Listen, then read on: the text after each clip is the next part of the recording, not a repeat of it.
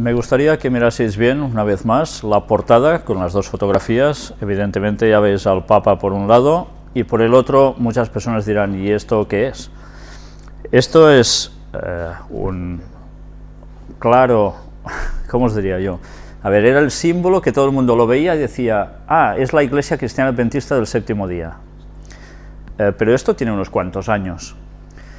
Ahora se ha cambiado, se ha sustituido hace ya unos años, que este no es el logo oficial de la Iglesia Adventista. ¿Por qué tiene este logo? Bien, representa la esfera del mundo y el mensaje de los tres ángeles de Apocalipsis 14, que dan el mensaje de amonestación al mundo. Ya sabéis que es el mensaje distintivo de la Iglesia Cristiana Adventista por encima de, o totalmente distinto del resto de iglesias cristianas. Pues bien, de aquí a un rato vais a entender por qué hemos puesto una cosa al lado de otra. Sabéis, ha habido muchas personas que esta semana me han escrito al respecto sobre el hermano del Papa Bergoglio. Es mentira, no tiene ningún hermano, o hay datos que desconocemos. Bien, hay personas que dicen, no se puede dar un dato así si no dices exactamente todo. Pues bien, yo creo que sería una irresponsabilidad saber un dato así, aunque no pueda decir mis fuentes ni dar más datos, pero no advertir a la gente. Eso sería una irresponsabilidad. Por tanto, yo hay cosas que no puedo decir porque implican a otras personas, pero sí que puedo deciros de que no son bromas. Y eso está. En fin, a pesar de todo, que cada uno siga creyendo lo que quiera, allá él, pero bien, si alguien le ha escrito al pastor Hugo Gambetta y no responde, yo no tengo contacto con él, no os puedo decir nada al respecto. Yo desconozco cómo se enteró él, yo sé cómo me he enterado yo, que es otra historia, totalmente distinta.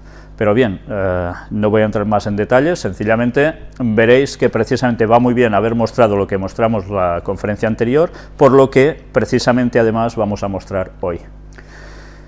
Hagamos un repaso de lo que ha acontecido con este Papa en esta semana y la Iglesia Católica al respecto. Más medidas de limpieza. El Papa Francisco firmó hoy nuevas formas penales para el Vaticano. Monseñor Manberti las explica.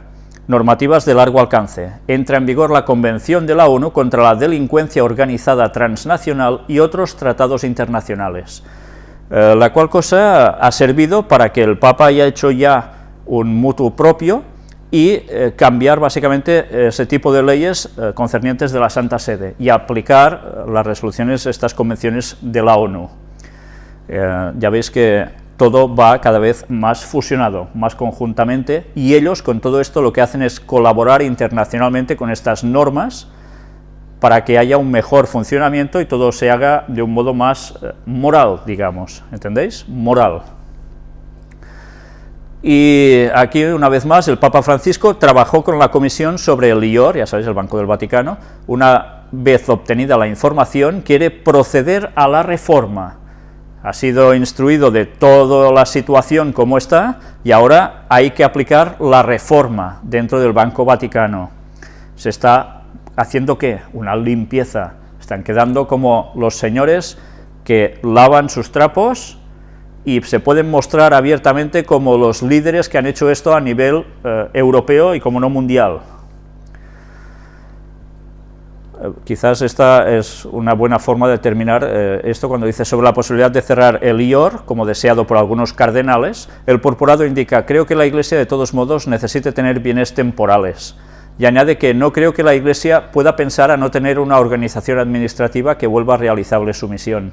Concluye que el problema no está en poseer medios, sino en la manera en la cual deben gestionarse: corrección, transparencia, servicio.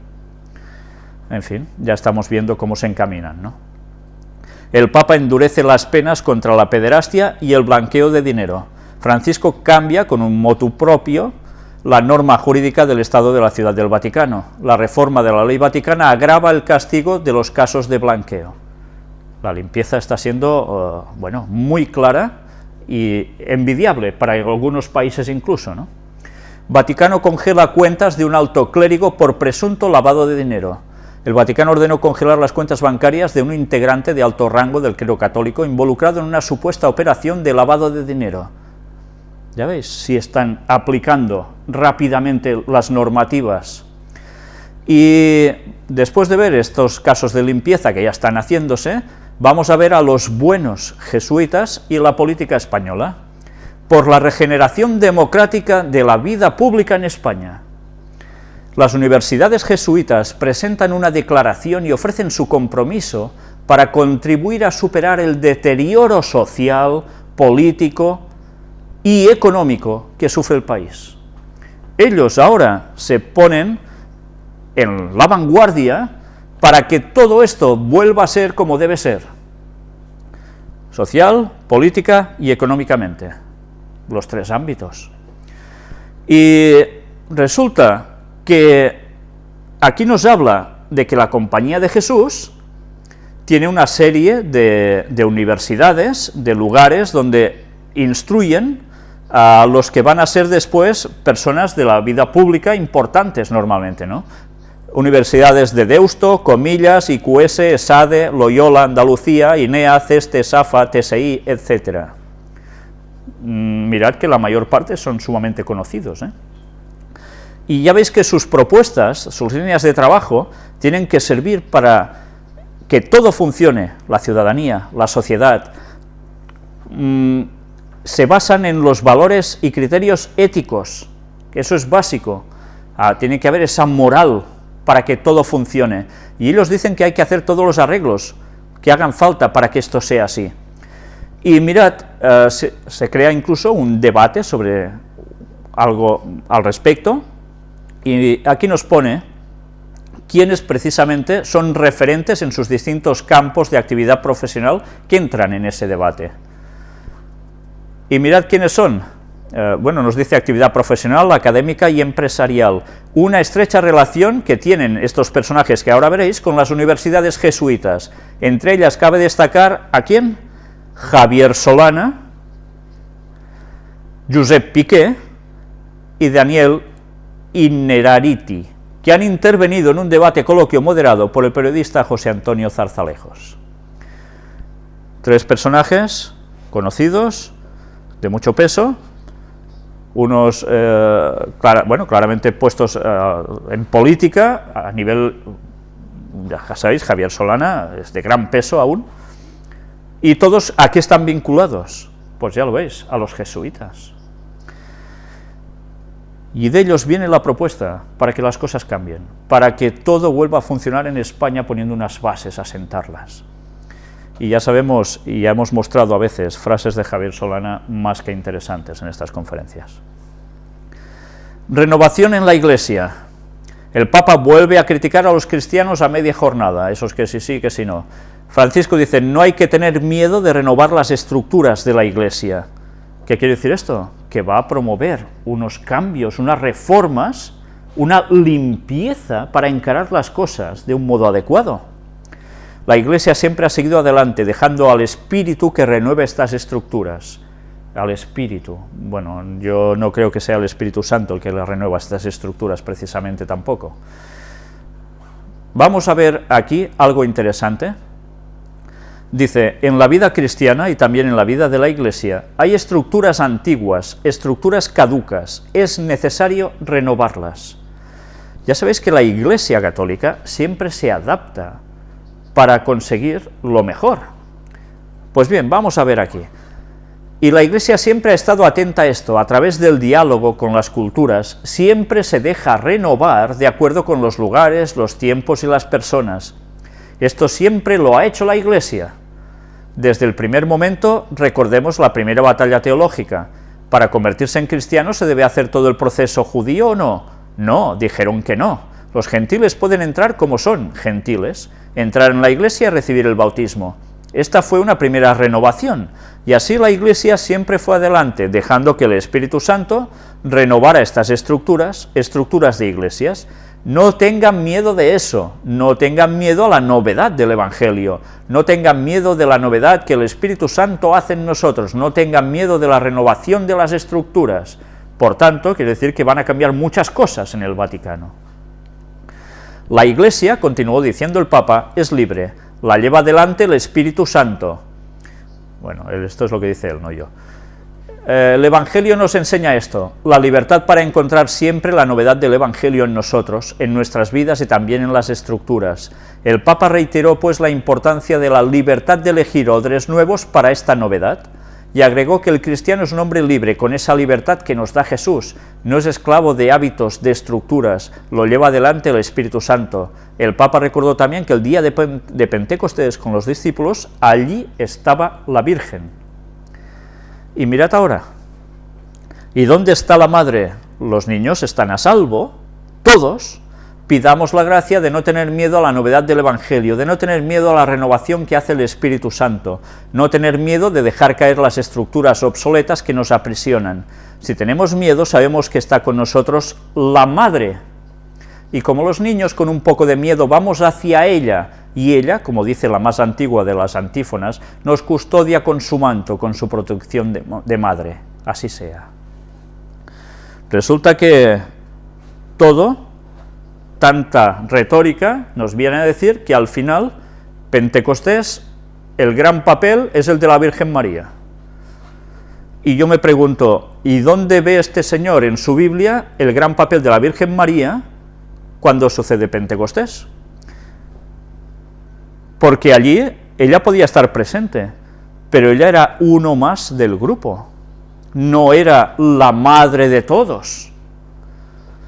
En fin, cualquier excusa es buena para ensalzar a la madre, que ya sabemos para ellos en verdad quién significa. No es precisamente la Virgen María, que fue madre de Jesús. Y eso ya lo hemos mostrado en más de una ocasión. Luego sigue hablando sobre este tema, antimaterialismo. Me hace mal ver monjas y curas en autos último modelo. ¿No dijo que era el Papa de los pobres y para los pobres? Lo dijo el Papa durante un seminario en el cual pidió a los miembros de la Iglesia que tengan una vida coherente con la pobreza. Advertencia a las escuelas parroquiales. ¿Está diciendo mal con esto? No, está diciendo algo bueno, ¿no? Es lógico. Si nosotros como cristianos vamos con todo lo último que vale tanto dinero, ¿qué estamos haciendo? ¿Estamos dando el dinero donde hay que darlo? ¿Lo estamos invirtiendo para los pobres, para avanzar la causa de la obra de Dios sobre todo? ¿O lo malgastamos? Lo que dice es algo que muchas personas estaban deseando oír dentro de la Iglesia Católica, pero también fuera de la Iglesia Católica. Mirad qué extraemos de aquí. Hay quien dirá que el júbilo nace de las cosas que se tienen, enfoque que lleva a la búsqueda del último modelo de los teléfonos inteligentes, de la motoneta más rápida o del automóvil que se hace notar, destacó. Ustedes pensarán, ¿entonces qué? ¿Debemos ir en bicicleta?, prosiguió bromeando Francisco, tras recordar que la bicicleta es algo bueno y Monseñor Alfred va en bicicleta, en referencia a su secretario particular, Monseñor Alfred Schwareb. Creo que el auto es necesario, hace falta moverse, trabajar, pero tengan uno más humilde. Si en cambio eligen siempre el más lindo, piensen cuántos niños mueren de hambre. ¿Está diciendo bobadas? No, está diciendo cosas que son como son. Si no supiésemos todo lo que hay detrás, ¿verdad? Pero bien, esa es la imagen que está dando. Y veréis aquí también que dice, pienso por ejemplo en la Madre Teresa de Calcuta, quien no le temía nada, iba por las calles y no necesitaba arrodillarse 2 horas por día frente al Señor, completó el pontífice. O sea, ensalza a la Madre Teresa de Calcuta porque hacía mucha actividad y no necesitaba arrodillarse 2 horas por día frente al Señor. Es curioso, porque Jesús se arrodillaba horas enteras de toda la noche, y cuando podía, para estar en comunión con su Padre y hacer la labor que hizo. Y la Madre Teresa de Calcuta no necesitaba ni eso. Todos los cristianos deberíamos pasarnos, ojalá, todo ese tiempo de rodillas, porque es lo que más necesitamos. En cambio, la Madre Teresa de Calcuta no lo necesitaba. No me extraña que después Juan Pablo II le sacase demonios. Y encima se ensalza su figura, en fin, sin comentarios. Pero ya ves los resultados de su habla. Un cura colombiano venderá su Mercedes inspirado por las palabras del Papa. Un sacerdote colombiano prometió deshacerse de su automóvil de lujo tras la petición del Papa Francisco de ser coherentes con la pobreza en un mundo tan injusto. Bueno, debe ser espectacular ver un coche así que se baje un cura, uno se tiene que quedar un poco, ¿eh? Bueno, pero ya veis, sus palabras ya causan una buena aceptación. y la Iglesia empieza a cambiar. Y ahora mirad incluso que también está con la inmigración. El Papa Francisco reza por los inmigrantes y denuncia la globalización de la indiferencia. ¿Y qué hizo? Fue a la isla italiana de Lampedusa, que es el lugar donde se dice que es la puerta hacia Europa, donde entra tantísima inmigración, ¿no? Ya veis, prácticamente todos son personas de raza negra que salen de los países africanos para llegar a Europa e intentar ganarse la vida. Mientras esperaba su llegada, una barcaza con 166 inmigrantes indocumentados a bordo llegó al puerto de Lampedusa, precisamente en esos momentos. 166 inmigrantes, ¿os da por sumar? 1 más 6 más 6, bueno, será una casualidad. Pero es que mirad cómo él habla de que parece ser que no nos afecta nada, que el sufrimiento de los otros ya no nos causa ninguna sensación, y eso sucede, no está diciendo tonterías, ¿verdad? Y que, claro, que esto es una carga de conciencia que hemos de despertar ante estas cosas, y va hablando de cómo deberíamos responder ante estas situaciones. Y llega un momento en que también dice Francisco que estrechó las manos de los inmigrantes irregulares, musulmanes y cristianos, en su mayoría, llegados en los últimos días en viejas barcazas a la isla conocida como la Puerta de Europa. Agregó que estaba allí para recordar a los fallecidos, para orar con ellos y para mostrarles su cercanía. ¿Qué estaba haciendo? Ecumenismo. Mirad una vez más la importancia de estos hechos. Para la celebración eucarística, el altar ha sido construido con una de las barcazas usadas por los inmigrantes para alcanzar la isla, y el báculo y el cáliz que utilizará el Papa han sido tallados con maderas de dichas barcas por un artista lampedusano. Ha utilizado una barca, ha utilizado un báculo y un cáliz. La barca ya veis de dónde procedía, y el báculo y el cáliz también. Y esto se hace todo en un momento, ¿no? Es todo muy improvisado, ¿verdad? A ver, vamos a ver. Sigamos. Mientras esperaba su llegada, una barcaza con 166 inmigrantes llegan. Y resulta de que, si veis las imágenes, os daréis cuenta que la barca está muy bien puesta, muy bien pintada, y mirad cómo resulta. ¿Por qué el Papa va allí? El Papa Francisco celebró misa en la frontera de la desesperación, en esa isla, arrojó una corona y rezó por los miles de migrantes muertos en las travesías, y mirad cómo se le ocurre ir allí. Días atrás, el Papa, cuando estaba rezando, pensó a un reciente naufragio que se registró en Lampedusa y le vino la idea: debo ir allí, mientras está orando. Lo indicó a Zenit, uno de los compatriotas del Papa, de la delegación de víctimas del atentado a una mutual judía, que el viernes fue recibida por el Papa. Esto era el viernes, y resulta que en 3 días ya se planta allí, ya hay la barca bien pintada, el báculo y el cáliz bien tallados. Todo muy improvisado, ¿eh? Y bueno, diréis, ¿qué tiene que ver todo esto? Las cosas no se hacen porque sí. Todo responde a dar una imagen para conseguir unos propósitos.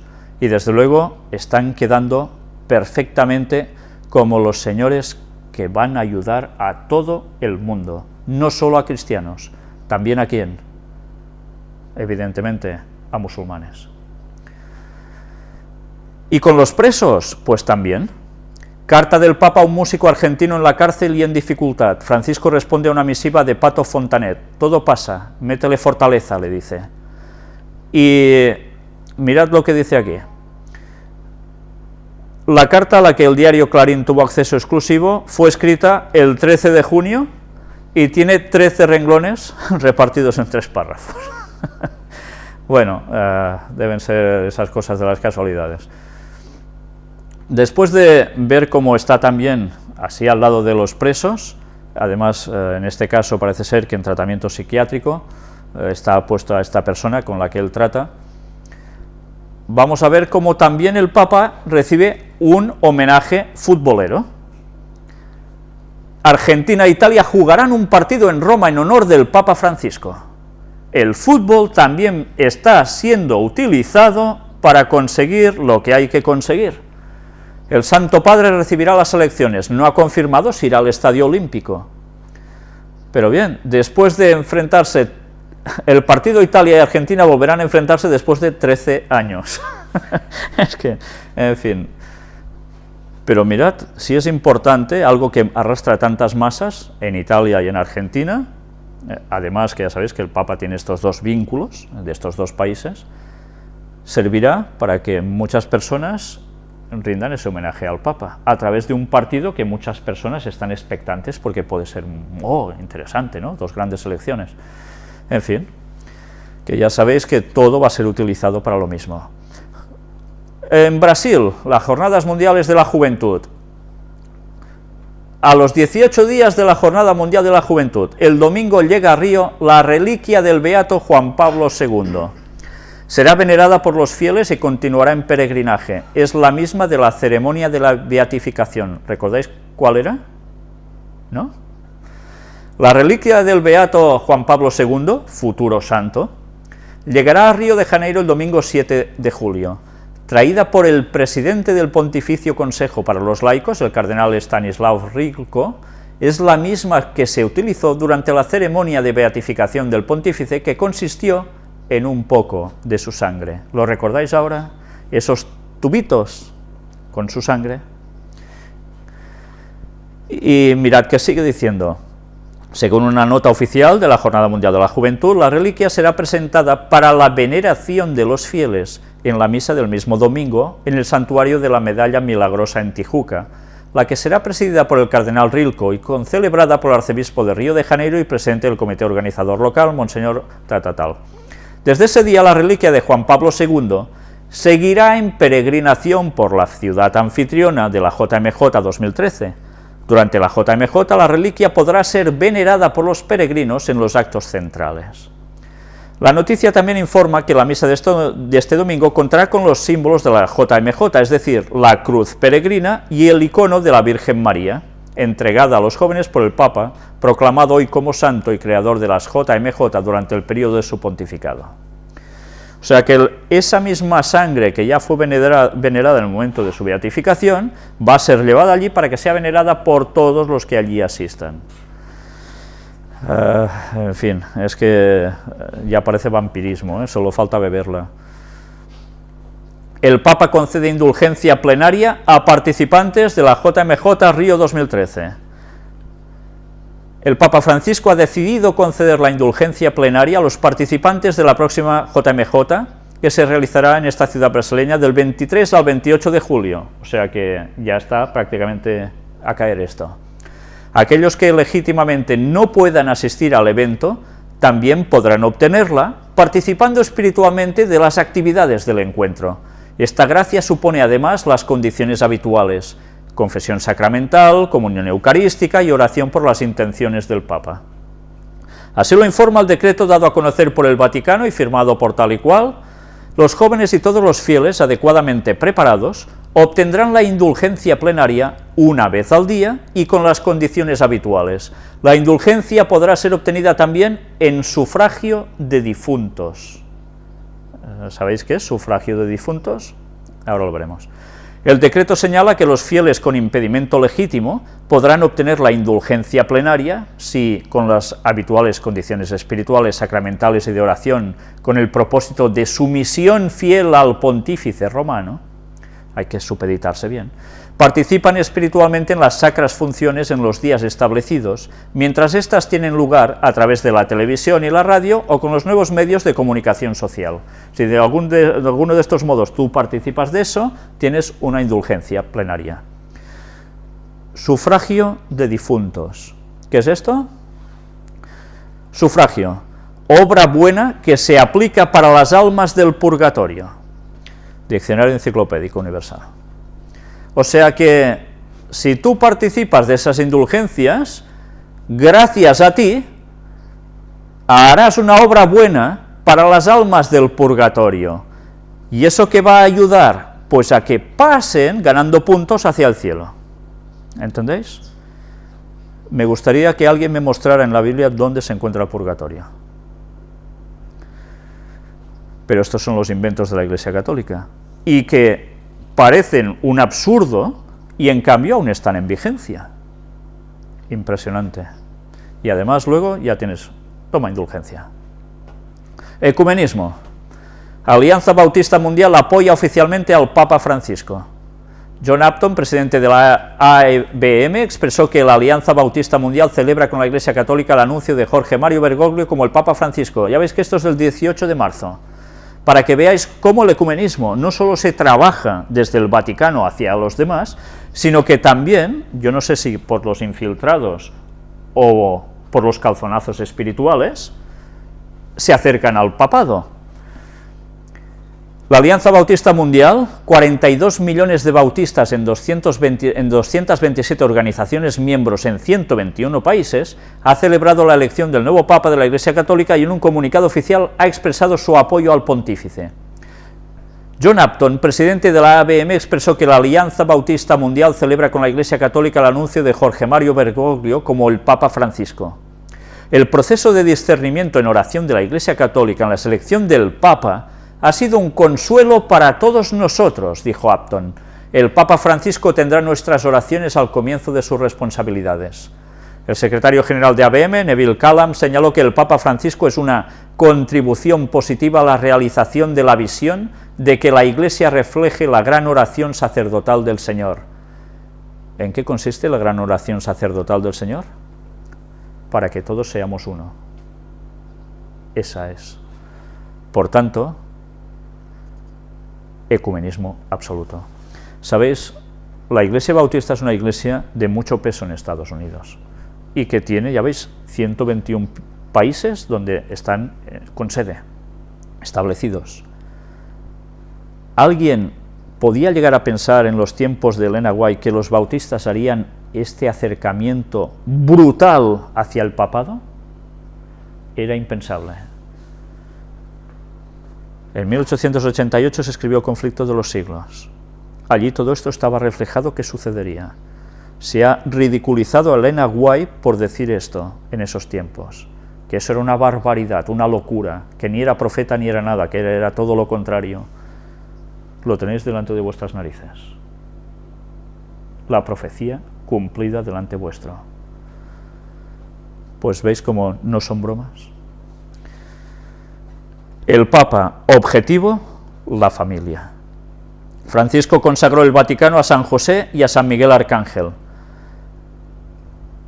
Y mirad además, encomendó a los consagrados y habitantes del Vaticano, al Arcángel le pidió que desenmascarase las insidias del demonio. Mirad cómo el Papa habla mucho sobre el demonio. Hay muchos periodistas que hacen eco precisamente de esto, de que hable ya muchas veces sobre el demonio. Él lo da por válido, que existe, lo dijo claramente y aquí lo mostramos también. Y bueno, ha hecho algo con todo esto. Queridos hermanos y hermanas, prosiguió Francisco, consagramos también el estado de la ciudad del Vaticano a San José, el custodio de Jesús y de la Sagrada Familia.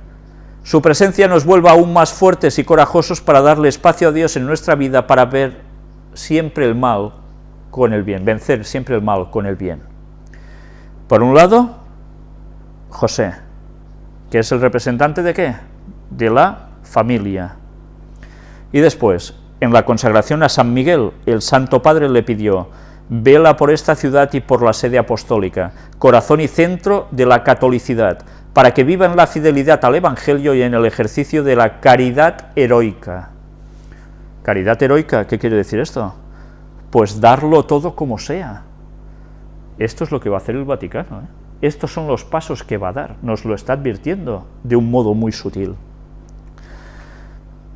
Y todo esto lo hacen precisamente delante de este monumento. El Arcángel Miguel luchando contra el dragón sobre el mundo. Pero no está solo, el Papa Francisco al lado tiene también al Papa emérito Benedicto XVI. Aquí tenéis la escena, esta estatua que es nueva. Aquí veis al que representa al Arcángel Miguel luchando contra el dragón, y aquí tenéis el momento de la bendición de la estatua. No sé si lo podéis apreciar bien, en los pies de la estatua, en el círculo de la plataforma, de la base, viene a consagrar el Estado Vaticano precisamente al Arcángel Miguel. Y mirad aún más, la encíclica Lumen Fidei, la fe en un lenguaje accesible. Indicó además que a la trilogía de Benedicto XVI sobre las virtudes teologales le faltaba un pilar. La providencia ha querido que la columna faltante fuera un don del Papa emérito a su sucesor, y al mismo tiempo un símbolo de unidad, pues al asumir y cumplir la obra iniciada por su predecesor, el Papa Francisco da testimonio con él de la unidad de la fe. Mirad cómo sale la encíclica Lumen Fidei, que se escribe, dicen, a 4 manos, porque ya prácticamente dicen que la tenía hecha Benedicto XVI, el Papa Francisco le da unos aportes, y ahora vuelven a aparecer juntos en la consagración de este monumento en el Estado Vaticano. ¿Qué están denotando? Que tienen unidad, que no hay un distanciamiento de planteamientos de uno con el otro, sino que es una misma línea, y todo se fortalece junto. Pues bien, con esto que están queriendo hacer, que las personas que dicen que eran más radicales seguidores de Benedicto XVI, y que ven a este Papa como algo demasiado moderno, cuando ven a los dos juntos, les están representando de que tranquilos, que todo va bien porque es lo mismo y hemos de trabajar juntos así. Ese es el mensaje que están dando, están ganándose a los propios católicos en todos los niveles. Y que la encíclica se engancha de manera enteramente natural al nosotros, la familia, que es el lugar por excelencia de la transmisión de la fe. Habéis visto que no solo se trataba del Arcángel Miguel, sino que también se consagraba a José, el marido de la Virgen María. Y una vez más, ahora, en la encíclica, nos vuelve a hablar de la familia. Tengamos esto presente, porque lo que se nos está viniendo encima es la ley dominical, porque la familia es el gran modo de expresar que hace falta un día de descanso semanal para todos, para que las familias funcionen. Lo que nos están marcando ya es el paso de lo que va a venir en breve. El Santo Padre recibe al primer ministro italiano, empleo a los jóvenes y familia en la agenda. Ya veis cómo están apretando. La familia va saliendo una vez más. Se ha reconocido la importante contribución que las familias italianas y las instituciones de la Iglesia siguen proporcionando a la estabilidad del país en medio de la crisis económica europea que afecta fuertemente a Italia. Dice que se está aguantando el país, ¿gracias a quién? A las familias. Tened esto presente, porque va a ser la forma en que el domingo va a ir entrando. La moral, todo se limpia, todo se prepara para quedar como únicos representantes y líderes de la moral absoluta. Pero además de qué? De que la familia aguante. ¿Y qué hace falta para que eso suceda y se conjuguen las dos cosas? Que el domingo sea el día de reposo para todos. Así todos iremos bien. Y luego decid vosotros que el domingo no es el día de Dios. Nosotros ahora vamos a ver un vídeo del Papa con unos niños de las escuelas jesuitas, dura casi 3 minutos, pero me gustaría sobre todo que os fijaseis en lo bien que el Vaticano ha elegido a su nuevo Papa, porque a veces podemos analizar las cosas muy fríamente, pero es interesante ver él cómo se mueve, cómo gesticula, cómo se expresa, porque veréis cómo verdaderamente se gana a todas las personas. Vamos a verlo. El aula Pablo VI se llenó de niños y jóvenes de colegios jesuitas que se reunieron con el Papa Francisco.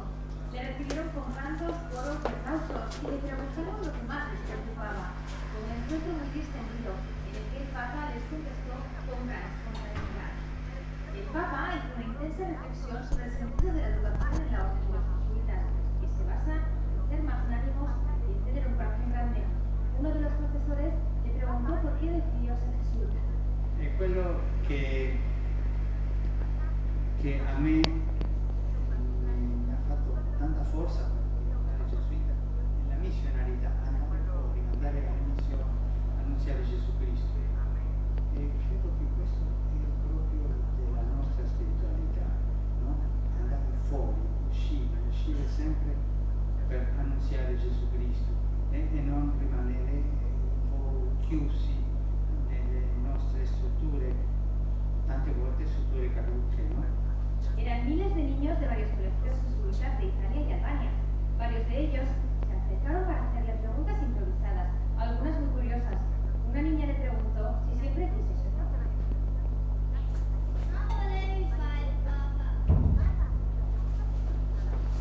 Ma tu sai cosa significa una persona che vuole, che ha voglia di fare il Papa, non si voglia a se stesso, Dio non lo benedice, ma io non ho voluto fare il Papa. Come ha fatto quando ha deciso di diventare non Papa, ma parroco, di diventare gesuita? Come ha fatto? Non è stato difficile abbandonare o lasciare la famiglia, gli amici? Non è stato difficile? Sempre è difficile, sempre. Per me è stato difficile, non è facile. Ci sono momenti belli, Gesù ti aiuta e ti dà un po' di gioia, ma ci sono momenti difficili dove tu ti senti solo, ti senti secco, senza gioia interiore. Ci sono momenti oscuri, di buio interiore. Ci sono difficoltà, ma è tanto bello seguire Gesù, andare su la strada di Gesù, che tu poi bilanci e vai avanti, no? E poi arrivano momenti più belli. Además de regalarle al Papa Francisco su espontaneidad y alegría, le llevaron cartas, dibujos y hasta una oveja que el Papa recibió con sorpresa y mucha ilusión.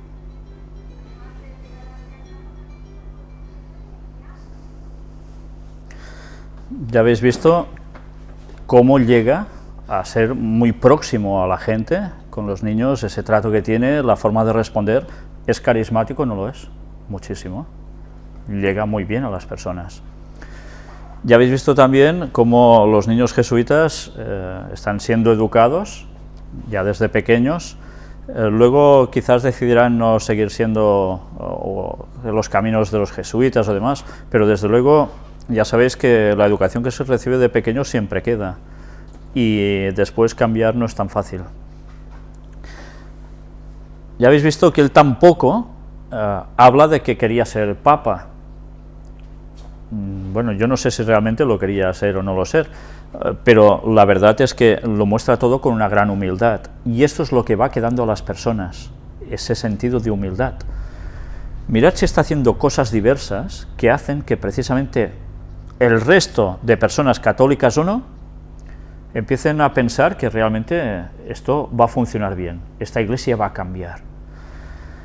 Pues mirad si las cosas van a cambiar, especialmente ahora me dirijo a los adventistas del séptimo día, porque vamos a ver algo que tiene que ver del lugar donde viene Bergoglio. Mirad lo que aparece en Aciprensa, ya sabéis que pertenece a la Iglesia Católica. Ahora os voy a hartar de lectura, es verdad, os voy a hartar de lectura, pero es que creo que es totalmente necesario que veáis qué escriben ellos sobre los adventistas del séptimo día. Y luego diremos además quién ha escrito esto. Es innecesario intentar un estudio serio de los orígenes del movimiento adventista. Muchos artículos y algunos libros han aparecido últimamente sobre este tema. Un breve repaso servirá para situar a esta iglesia en el conjunto de las iglesias surgidas de la Reforma. Veis todo un apartado de inicios, el Antiguo Pacto, Elena de White, doctrina, prácticas adventistas, propaganda y conclusión. Vamos a desglosar todo esto tal como ellos lo han escrito. Inicios. Nació en el siglo XIX en los Estados Unidos, la época de William Miller, su primer fundador, y después la de Ellen White. Con sus importantes escritos y su impulso decisivo para el movimiento fue una época de profetismo intenso. Miller nació en una familia bautista, de los mismos que ahora ya habéis visto que están haciendo ese acercamiento hacia el Papa, pero perdió la fe en su juventud. Al recuperarla y ser admitido de nuevo en su iglesia, se dedicó al estudio de las Sagradas Escrituras. Preocupado por el advenimiento del Señor, creyó poder llegar a determinar su fecha, con algunas cifras que aparecen en el libro de Daniel, y él consideró que hacían referencia a la venida de Cristo. Mirad cómo conocen bien nuestra historia. Sus cálculos le llevaron a fijar esta para 1843. Así lo profetizó en sus predicaciones y en su libro. pruebas evidentes por la escritura y por la historia de la segunda venida de Cristo hacia 1843. Poco feliz en sus predicciones, ni en ese año, ni transferida la fecha por su discípulo Snow al 22 de octubre de 1844, se cumplió su profecía. Ante el fracaso, sus seguidores trataron de buscar una explicación, una fórmula que descifrase su incumplimiento. Tras aceptar que el advenimiento estaba muy próximo, sin fijar fecha, hallaron quien les elaborase no solo una explicación, sino toda una doctrina religiosa, la conocida hoy por el adventismo del séptimo día. Fue esto obra de una mujer de cualidades verdaderamente extraordinarias, Ellen Gould White. Estad atentos a lo que ahora viene. White fue una mujer de una vida muy larga y activa. Nacida en 1827 y afiliada al principio al metodismo, siguió más tarde las doctrinas de Miller y por su matrimonio con un predicador adventista, se convirtió en una ferviente propagandista de estas ideas. Viajó incesantemente por América, Europa y Australia y escribió infatigablemente. Dotada de un poderoso don de organización, las doctrinas y la expansión del adventismo a ella lo deben todo. Falleció en 1916. Nos interesa de ella especialmente su carácter hipersensible de visionaria y profetisa, en el que seguramente influyó el ambiente de aquel momento en Norteamérica. Era una época en que abundaban los profetas, entre comillas. En 1844 muere Joseph Smith, el fundador de los mormones, quien con sus visiones y predicaciones consiguió arrastrar en un portentoso éxodo a miles de seguidores a través de toda Norteamérica, de este a oeste, hasta fundar un estado teocrático a orillas del lago Salado. Mirad una vez más cómo Satanás utiliza en épocas en que se va a dar un mensaje muy importante a alguien del otro lado para que el mensaje divino no tenga tanto impacto. Y utilizó a Joseph Smith, un masón de alto grado, para crear a los mormones. Pero bien, sigamos. Esta época ve surgir también a Mary Baker Eddy, la profetisa, entre comillas, fundadora de la ciencia cristiana. ¿Os suena de algo esta señora? Haced un poco de memoria de cuando estuvimos presentando los temas sobre el Espíritu Santo, puertas dimensionales también. Esta señora, y ahora esto sé que a muchos les duele, fue la señora que volvió a sacar una falsa doctrina diciendo que la divinidad no son tres personas, y pertenecía al mundo del ocultismo, pero del ocultismo de verdad, y que ahora, curiosamente, hasta algunos adventistas abrazan esa doctrina e intentan por todos los modos demostrar que eso es cierto, que es así, y no se dan cuenta que están sirviendo a una conclusión satánica, que ha servido para romper a muchos del pueblo de Dios. Como sé que digo esto y automáticamente me surgen las críticas, pues sinceramente no puedo hacer otra cosa que volverlo a decir, para que aún haya gente que se dé cuenta de que si las creencias no son correctas, nos la está pegando Satanás por algún lado y nos va a llevar al error. Dicho esto, ya podéis criticar los que queráis, no importa, la verdad es la verdad. Otras muchas sectas proféticas y escatológicas pululaban en una atmósfera de fervor entusiasta y esperaban la próxima llegada del Señor. Se daban misiones, a veces en lugares casi desiertos, a las que acudían las gentes desde muy lejos, acampando alrededor del predicador y en un ambiente de lucha de unas y otras por ver cuáles presentaban más prodigios y se llevaban tras sí más convertidos, que pasaban de una confusión a otra con pasmosa facilidad y manifestaciones cada vez más exaltadas. En este ambiente eran frecuentes las supuestas revelaciones. Mirad ahora bien. En Elena Gould Harmon, influyó no solamente esto, sino también un grave golpe sufrido en su niñez que pudo ser origen de desequilibrios mentales. Mirad una vez más que los argumentos que se utilizan para decir que Elena White, en un argot vulgar diríamos, estaba colgada, que tuvo desequilibrios mentales, debido a una pedrada que sufrió en su niñez, pues empezó a tener cosas raras, a ver cosas raras. Y esta es la excusa que ponen para lo que le sucedía a Elena White. Sigamos viendo qué más pone aquí. Escritores protestantes como Cartwright, que la conoció durante más de 20 años, afirma que sus visiones eran efecto de una enfermedad nerviosa. Y G.W. Riddle dice que era una fanática autoengañada cuyas doctrinas hacen a sus lectores pusilánimes y tristes, produciéndoles dudas, y ella decía de sí misma que temía ser infiel. O sea que yo, por ejemplo, soy un pusilánime y triste. En fin, pues vale, si ellos lo dicen, pues será verdad. Mirad hasta qué punto se pueden decir auténticas burradas para no querer aceptar una realidad. Si hemos dicho hace un rato que precisamente estábamos mostrando lo de la Iglesia Bautista con ese acercamiento ecuménico tan exagerado, que Elena White ya lo escribió en sus tiempos, no solo de los bautistas, sino se refería a todos en general, que se iban a acercar los protestantes a Roma, resulta que eso le viene porque está tonta, porque de una pedrada se queda con un desequilibrio mental y ella es una fanática autoengañada, etcétera, etcétera. Y resulta que va y se cumple lo que ella dice. Bueno, pues bienvenidas sean las pedradas y todos tontos, ¿no? En fin. Además dice que ella decía de sí misma que temía ser infiel. ¿Y no hemos de temer todos eso, acaso?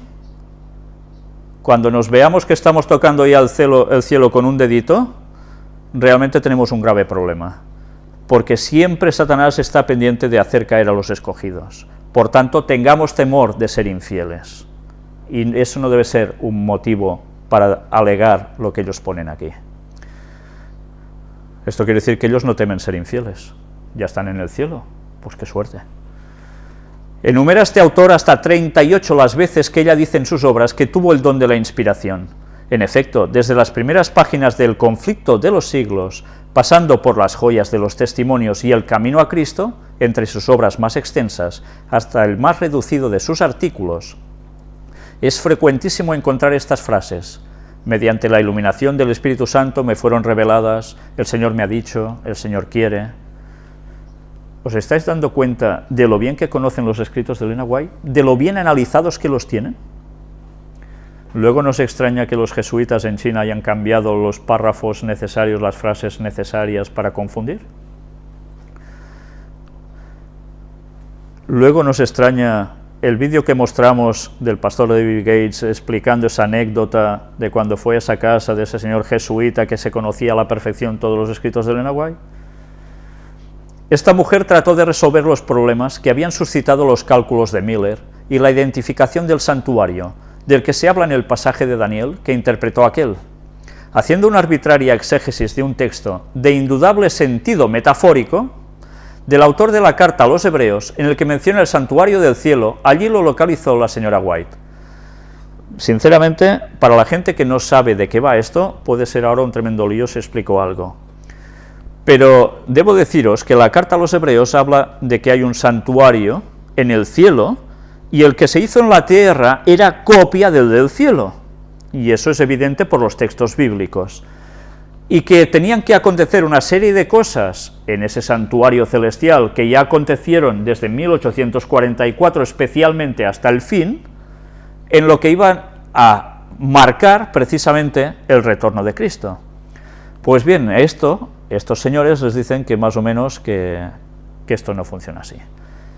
Pues les convendría mirarse bien el libro de Hebreos, el libro de Daniel, el libro de Apocalipsis y otros, para ver que realmente esto no son bobadas. Pero sabéis, la única iglesia que habla sobre el santuario celestial y de la correspondencia entre el terrenal y el celestial y lo que sucede en el celestial con nosotros hasta el fin, es la Iglesia Adventista.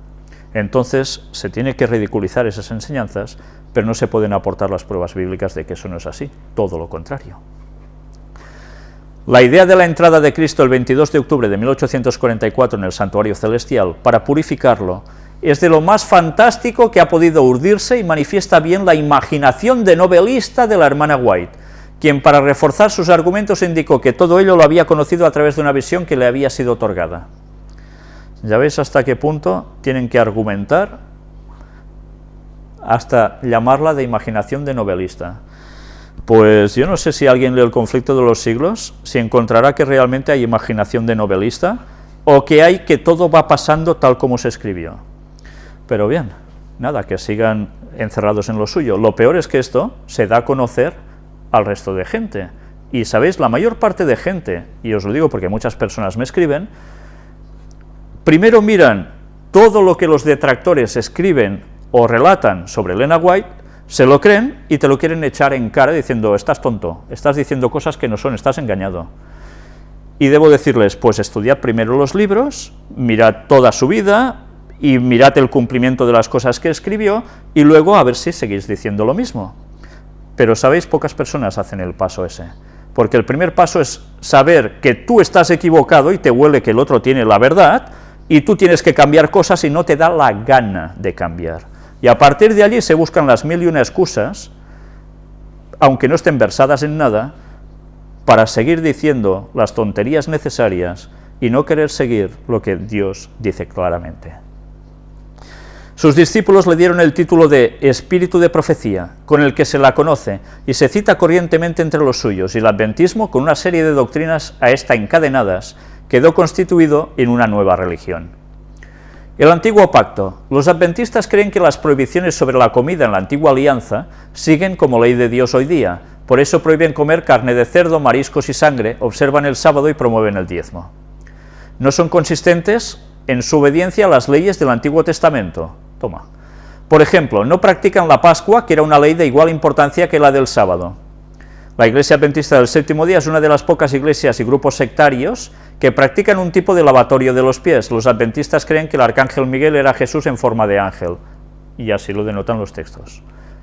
La estatua que ellos hacen del arcángel Miguel, en verdad, no se refieren a Jesús, se refieren a un ángel, ¿vale? De un gran poder, etcétera, etcétera, pero no a Jesús. Mirad además cómo mezclan algo muy interesante.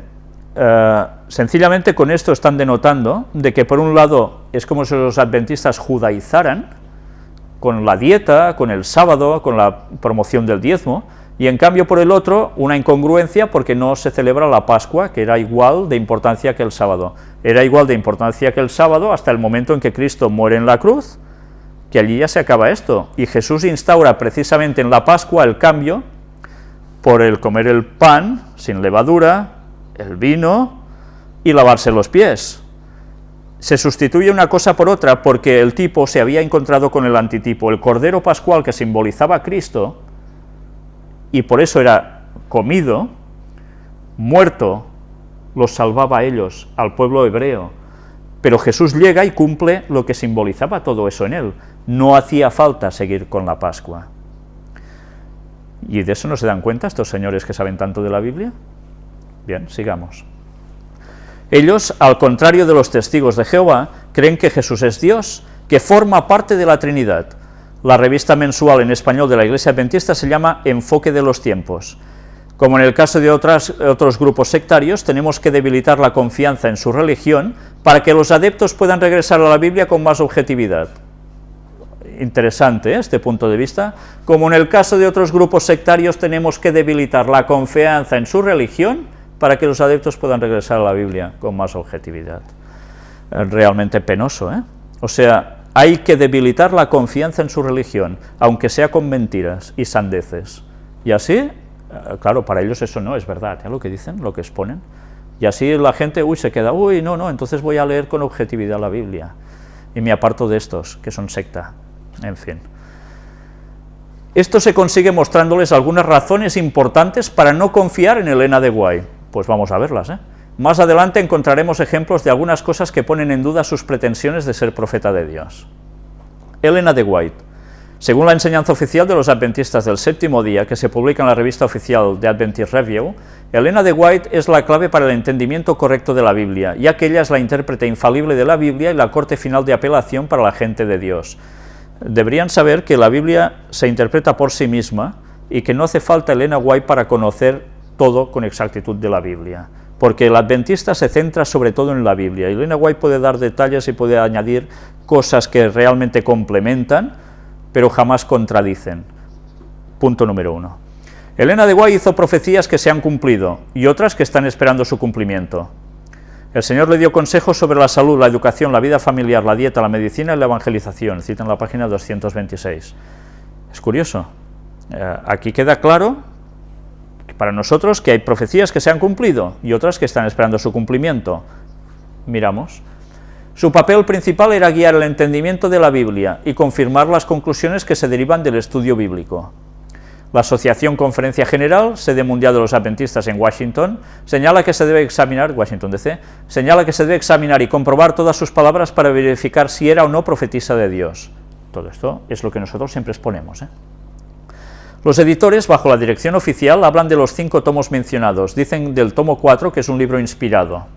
Sobre el primer tomo dicen que la obra arroja luz. En el tomo 5 ellos llaman a Elena de White una profeta. Por lo menos que sepa este autor, el adventismo no ha ido en contra de alguna enseñanza de Elena. No ha ido en contra de alguna enseñanza de Elena, pero cada vez más, por desgracia, se están poniendo más contra Elena. Y las cosas están cambiando. Esa es la faena de los infiltrados, precisamente. Doctrina. 1. Actualmente ya ha empezado el juicio en el santuario celestial, revisándose la vida de cada uno. Terminado este, Cristo vendrá a la tierra, habiendo comenzado ya las señales precursoras que él anunció en el Evangelio respecto a su venida. Con ella comenzará el milenio. Esta es la doctrina de lo que creemos los adventistas. Y ellos aquí lo constatan. Mirad si nos conocen bien. 2. En él resucitará Cristo a los justos, llevándolos con él al cielo por 1000 años. El demonio quedará atado a la tierra vacía por este tiempo. 3. Pasado el milenio, Satanás será soltado, resucitarán los malvados, bajarán del cielo Cristo, los justos y la ciudad celestial de Jerusalén. Tendrá lugar la batalla final de Satanás y los malvados contra ella. Uno y otro serán aniquilados, y la tierra, purificada por el fuego, volverá a ser un paraíso, reino eterno de Dios con los suyos. 4. El alma humana, que de por sí no es inmortal, queda en la inconsciencia en el sepulcro con la muerte. En la resurrección, la inmortalidad será un premio concedido a los justos y negado a los malvados, cuyas almas serán aniquiladas. No existe, pues, el infierno. Estas son nuestras creencias, sigo diciendo. 5. Los adventistas deben observar el sábado como día festivo, en lugar del domingo. La imposición de esta práctica debe mucho a otra supuesta visión de la hermana Elena. Bueno, ¿debe solo a una visión de la hermana Elena o al texto bíblico en sí? Todo en general. Deberán observar y predicar la paz en todas partes. Son exaltados pacifistas. 7. Habrán de seguir un régimen de vida vegetariano, naturista, no solo en la alimentación, sino también en la aplicación de remedios medicinales. Bueno, esto es lo ideal, porque ya sabéis que, por desgracia, la mayor parte de la iglesia adventista actual ni es vegetariana ni está por remedios medicinales. 8. Observarán rígidas prohibiciones sobre el alcohol, café, té, tabaco, etc. Es lamentable que una doctrina básicamente cristiana, pues tienen a Cristo por Dios y Salvador, al que parece profesar un amor tan profundo y que practica muchas virtudes, pueda llegar a caer en tan profundos y peligrosos errores y en tal grado de desvalorización por apartar sus oídos de la verdad para volverlos a las fábulas. 2 de Timoteo 4:4, de imaginarios milenios, visiones y profecías. Y yo me pregunto, y señores, ¿cómo leéis vosotros la Biblia para no ver todo lo que aquí se dice? Porque de momento todo lo que hemos mostrado en las conferencias y los temas de estudios bíblicos demuestran que todos estos puntos son verdad, bíblicamente sustentados. ¿Por qué vosotros decís que no? En fin, antes han dicho de que tienen que minar, ¿verdad?, para que la gente sea parte de las creencias. Pues es lo que están haciendo, ¿cómo no? Las prácticas adventistas. Con el adventismo nos encontramos frente a una doctrina sistematizada, propagada con medios eficientes y económicamente abundantes, practicada dentro de una perfecta organización, con una disciplina severa. Bien, esto de una disciplina severa sería hace muchos años, porque la verdad ahora la mayor parte de adventistas hacen lo que les da la gana, y eso duele decirlo, pero es así. Todos pecamos, pero algunos no tienen el más atisbo de cambiar. Y no se les expulsa, precisamente. Practicada dentro de una perfecta organización con una disciplina severa, profesada por más de 1 millón de adeptos, y tantos más, con una tendencia marcada al crecimiento en número. Interesa, por lo tanto, después de conocidas sus doctrinas ya expuestas, fijarnos en el modo de practicarlas. Por consiguiente, referirnos a su organización, culto, prácticas de vida, propaganda, peligros que encierran estas ideas para el católico vulgar y posibles motivos de expansión de las mismas. Cuidado, porque somos un peligro para el católico vulgar. La secta es congregacionalista, por lo tanto, cada comunidad constituye una iglesia independiente, unida a las otras en el plano de cada nación por la Conferencia Nacional y en orden mundial por la Conferencia General. Divide el mundo para su actuación sobre él en 282 distritos. Los ministros de estas iglesias son los pastores y los ancianos, presbíteros, sin que estos cargos tengan carácter sacerdotal, ya que carecen del sacramento del orden. Son cargos conferidos por sus propias asambleas a aquellos que tienen más categoría o antigüedad en sus iglesias, presbíteros en el sentido de ancianos, o cierta preparación y estudios religiosos, pastores. La disciplina de la secta es muy severa. Cualquier contravención en las prácticas de vida señaladas por la misma pueden dar ocasión a la expulsión de ella. El valor que dan a las profecías de su fundadora y a las decisiones de la Conferencia General, para ellos la más alta autoridad de Dios sobre la tierra, están refrendadas por una infalibilidad tan absoluta que ello les somete a una dependencia incomparablemente mayor de la que pueda tener un católico respecto de Roma. Bueno. A ver, aquí conviene aclarar algo. ¿Sabéis? Elena White profetizó que la Iglesia Cristiana Adventista también llevaría un camino parecido al de Roma al final de los tiempos, por ese tipo de jerarquía que se estaba intentando hacer, y que ella ya luchó en sus años y le costó la deportación a Australia, por decirlo de algún modo suave. Y precisamente esto de lo que nos acusan aquí es algo que está sucediendo bastante. Muchas personas creen que lo que diga una conferencia general es misa, por decir algo, ¿vale? Y se dejan de estudiar por ellos mismos las cosas y de tomar sus decisiones por sí mismos, basados en lo que deben basarse. Pero es bastante distinto de como nos lo están pintando aquí, en el sentido de que es incomparablemente mayor de lo que pueda tener un católico respecto de Roma, porque antes hemos visto que todos los católicos necesitan sumisión al Papa, que es bastante distinto. A mí nadie me ha dicho que me tenga que supeditar al presidente de la Conferencia General. En fin. Bueno, y a mí menos porque ya estoy fuera, porque me echaron. Para el ingreso en el adventismo es absolutamente preciso contestar afirmativamente a esta pregunta. ¿Aceptáis el espíritu de profecía tal y como se ha manifestado en el seno de la Iglesia final por el misterio y los escritos de la señora White, extraído del manual de la Iglesia? El culto se celebra los sábados. Cantos, lectura de la Biblia, comentarios sobre ella, lavatorio de los pies, pública reconciliación y la cena. Esta en realidad no es un sacramento, como tampoco lo es el bautismo. Son estos los dos únicos símbolos sacramentales que conservan.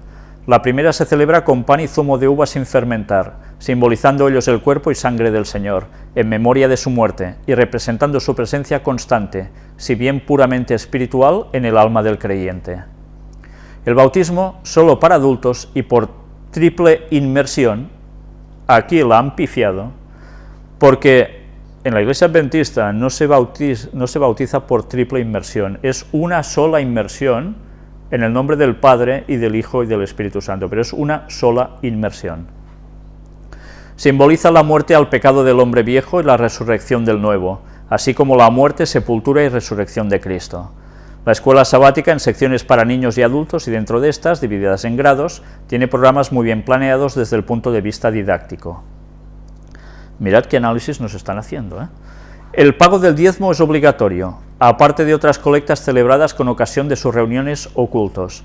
Bueno, es tan obligatorio que muchísimos adventistas no les da la gana de darlo, y que yo sepa, no expulsan a nadie por no dar el diezmo. Aunque ciertamente debería darse, ¿eh?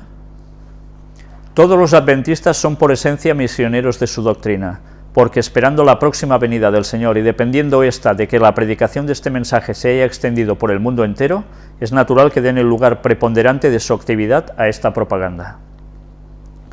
Tienen misiones en 385 países de 714 lenguas y dialectos, millares de escuelas y un espíritu misional intenso en el seno de sus iglesias, merced a las organizaciones de juventudes misioneras voluntarias y el movimiento Comparte tu Fe. O sea que está sumamente extendida la labor de la Iglesia adventista en todo el mundo.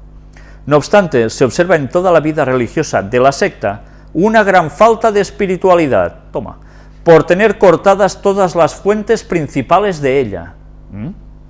Los sacramentos, principalmente la Eucaristía, la falta de devoción a María, el concepto del alma, etc. Por eso sus escritos sobre temas religiosos o espirituales tienen un campo muy reducido. O sea que si decimos mentiras, añadimos todas estas trolas que el catolicismo ha inventado, entonces podemos escribir mucho más sobre temas religiosos. En fin, impresionante. Por eso somos faltos de espiritualidad. Es que es para reírse. En general, su moral es austera y fundada en el principio ortodoxo de que el cuerpo humano es templo del Espíritu Santo. Pero como exaltados y fanáticos, ya estamos, parecen querer demostrar que esa doctrina la han descubierto ellos y atacan al catolicismo la creencia de no dar ninguna importancia al cuerpo en el plan divino de la salvación por dársela toda al alma. Bueno, yo no he visto ningún escrito atacando así, como ellos dicen, en este aspecto.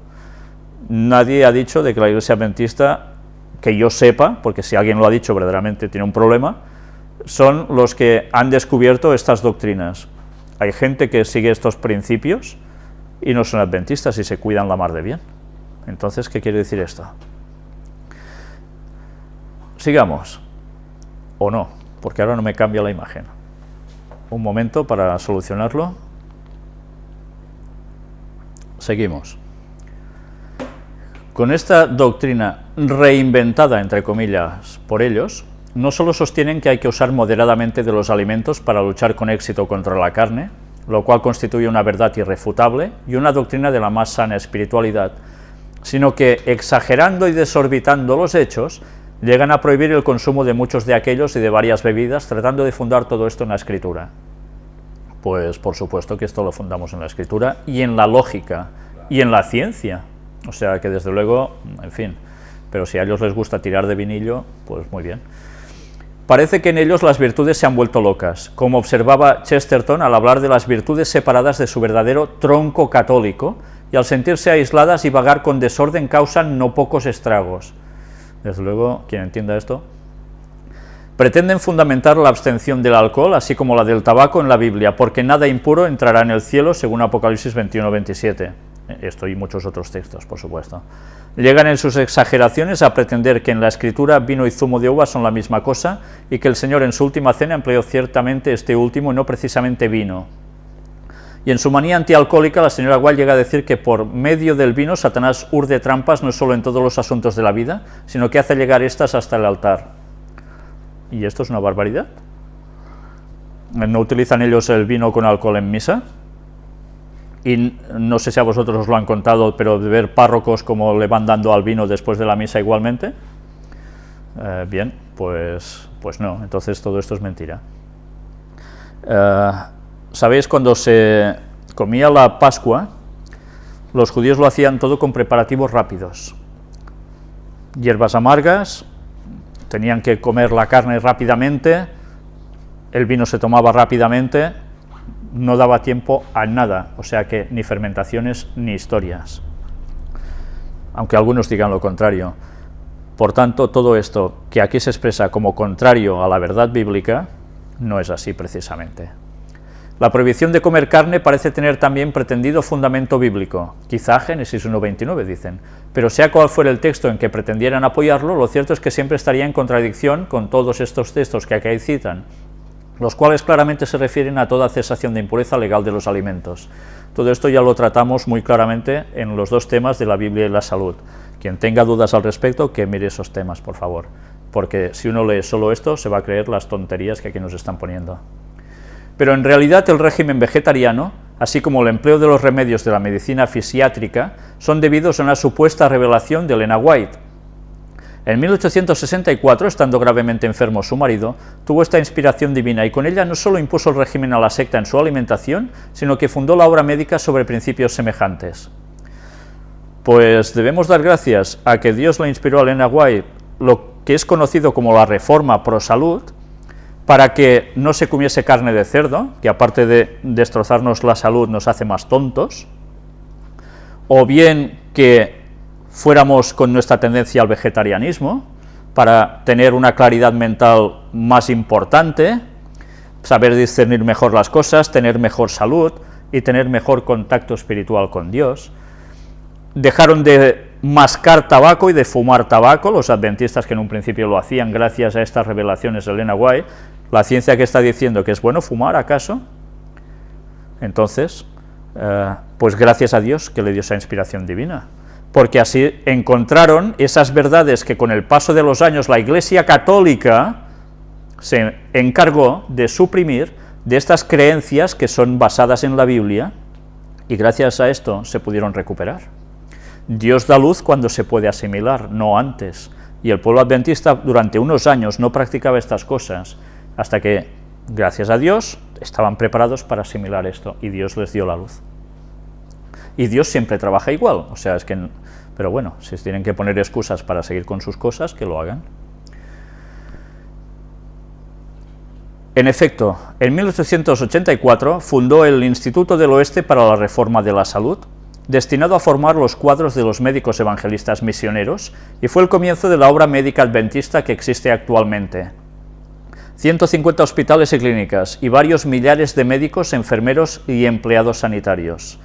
¿Esto no es una buena labor, acaso? Pues gracias a que Elena White tuvo la visión de que debíamos abrirnos por todo el mundo, llevando la sanidad a la gente, física, mental y espiritualmente, dando sobre todo el Evangelio, la Iglesia Adventista tiene lo que tiene. No hay otra religión que tenga tanto, solo la católica. Aunque en estas instituciones estén proscritos la mayoría de los remedios clásicos en medicina, no dejan de ser una importante realización adventista y sobre todo un maravilloso medio de propaganda de sus ideas. Propaganda, entramos en ese apartado. Fanáticos misioneros, su propaganda es insistente, de puerta en puerta, ofreciendo publicaciones sobre temas que atraigan la curiosidad del lector. O sea que los discípulos de Jesús, cuando Jesús se va, eran unos fanáticos misioneros. Pues sí, eran unos fanáticos misioneros porque su principal labor en esa vida era dar la vida por el Evangelio, predicar como fuera para que las personas conocieran todo. ¿Y ahora eso es malo? Bueno, pues ellos lo dicen. Muy intensa también, tanto por medio de la prensa como de la radio. Los colportores, vendedores de la literatura adventista, son astutos propagandistas, y tanto les admiraba la fundadora que les llamaba misioneros que se consagran a Dios para dar el último mensaje de amonestación al mundo. Pues es lógico. ¿Cómo la gente puede llegar a conocer la verdad bíblica si la Iglesia Católica, especialmente en todo lo que es el mundo occidental, los ha aborregado desconociendo la palabra de Dios? Pues alguien tiene que decirles las cosas, ¿no? La propaganda impresa es enorme y hábil. Tienen imprentas y editoriales en todos los países del mundo, tirando millones de ejemplares de sus publicaciones en todas las lenguas. En países donde no gozan de libertad de propaganda, funcionan sus editoriales encubiertamente, publicando obras y revistas en las que, sin defender claramente las doctrinas principales de la secta, tratan de obras que practican, tales como vegetarianismo, antialcoholismo, pacifismo, etc., desde un punto de vista que pretende ser científico o moral. Y es que lo es. Bíblico y todo esto además. La propaganda radial ha adquirido últimamente grandes vuelos. En Norteamérica son muchos cientos de emisoras las que transmiten varias charlas semanales para un número incontable de oyentes y cursos por correspondencia por medio de la emisión La Voz de la Profecía. Algo parecido en América del Sur con La Voz de la Esperanza, en nuestro idioma, y en Europa por medio de Radio Luxemburgo, Monte Carlo, etc. Bueno, también hay televisiones, además, ¿eh? Conclusión. Mirad las conclusiones, ¿eh?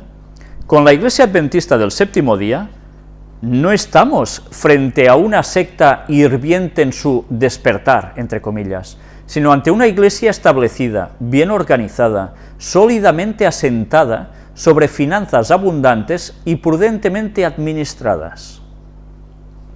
El espíritu de profecía parece haber cedido paulatinamente el paso a una severa enseñanza dogmática enseñanza duplicada por las prácticas estrictas. Su progreso, sobre todo en los países de misión y un poco en todas partes, es bastante notable. Bueno, cuando hablan de severa enseñanza dogmática, enseñanza duplicada por las prácticas estrictas, la verdad es que sorprende, porque quien ha estado dentro de las iglesias, esto es lo menos que se ve, pero bueno. Al margen de una auténtica grandeza cristiana, la Iglesia Adventista insiste repetidamente en imponer doctrinas sumamente opinables en las que ella basa desgraciadamente su originalidad. Es posible que el gran defecto adventista sea el haber querido renovar el cristianismo con elementos tomados del Antiguo Testamento. Ya veis qué excusas están diciendo tan tontas. Tan opuesta a las confesiones reformadas como al catolicismo, la Iglesia Adventista rechaza participar en el movimiento ecuménico, gracias a Dios. No parece creer en un milagro del Espíritu Santo para reunir a todos los cristianos desunidos y solamente ven estas tentativas de un pragmatismo burdo, sin otra finalidad que constituir un frente común contra el comunismo. ¿Cómo? Es cierto lo que dicen en la primera parte y en la segunda de este texto. El ecumenismo para otros, por desgracia cada vez hay más adventistas que están entrando en ese juego. Era de esperar, así estaba profetizado precisamente. Pero que dicen que todo esto además es para hacer un frente común contra el comunismo, desde luego, yo no sé, si decían que Elena White tenía ficción novelesca, yo lo de ellos ya no sabría ni cómo calificarlo. Mirad ahora, ya para terminar este escrito, más seriamente bíblica que la mayoría de las demás sectas importantes, su interpretación de las profecías está viciada, desgraciadamente por una fantasía que acabará apareciendo patente a los ojos de sus miembros más importantes, cuando su ciencia bíblica reciba más luces. Atención a esto. Mirad exactamente lo que nos está diciendo, apareciendo patente a los ojos de sus miembros más importantes cuando su ciencia bíblica reciba más luces.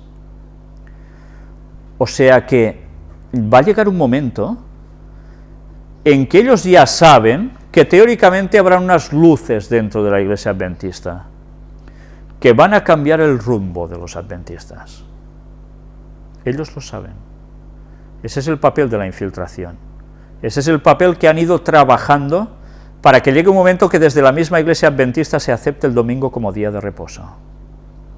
Van a recibir esas luces.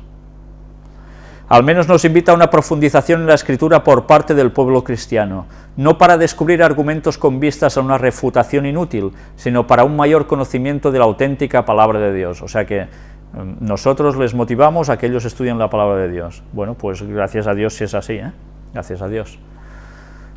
Parte del contenido de esta sección es cortesía de la Fundación SPS Bolívar Tal, Buenos Aires, Argentina. ¿Cómo? El material forma parte de su curso por email, El fenómeno de las sectas y los nuevos movimientos religiosos. ¿Auspiciado por quién? Por el Arzobispado de Buenos Aires. Especial agradecimiento al licenciado José María Bahamonde, presidente.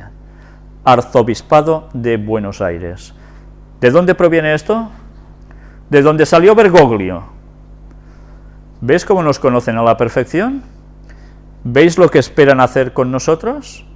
Somos sus favoritos para todo lo contrario. Y por eso nos tienen que ganar. Ganar, no vencer, o sí, pero ¿en qué sentido?